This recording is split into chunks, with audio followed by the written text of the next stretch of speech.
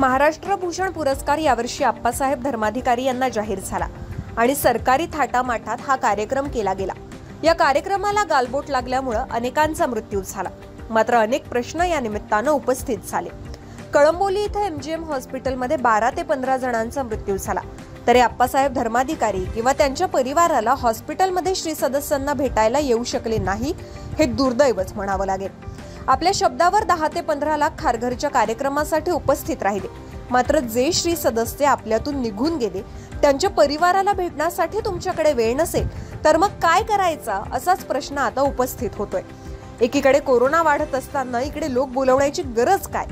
Digital होत चाललेलं आहे, डिजिटलच्या माध्यमातून हा कार्यक्रम करता आला असता।